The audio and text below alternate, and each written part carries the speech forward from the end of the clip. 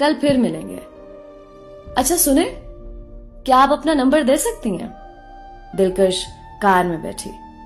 پاگل انسان, پتہ نہیں کہاں سے پیچھے پڑ گیا. محراب اپنے ہوٹل گیا. ہائے ربا, کتنی سونی کڑی ہے, لیکن ہے انڈین.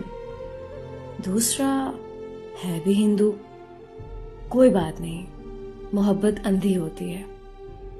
دلکش اپنے کمرے میں بیٹھی تھی. سر میں درد ہو رہا تھا, بخار بھی تھا.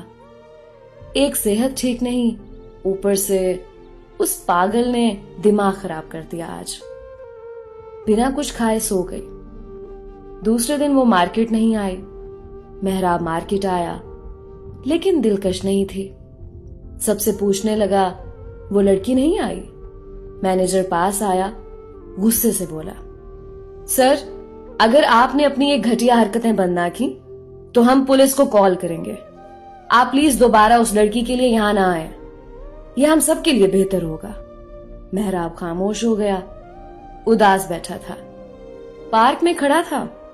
میرا ویزا ختم ہونے میں صرف 15 دن باقی ہیں. میں دلکش کو کھونا نہیں چاہتا.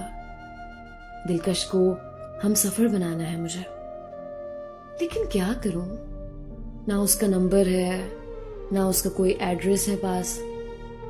کہاں ڈھونڈوں اسے؟ نہ بھوک تھی نہ سکون تھا. عجیب سی بے چینی ستا رہی تھی.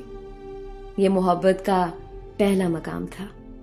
یہاں دل بے تحاشا تڑپتا ہے, روح بے چین ہو جاتی ہے. دلکش کہاں جانتی تھی کوئی پاگل اس کی محبت میں تڑپ رہا ہے.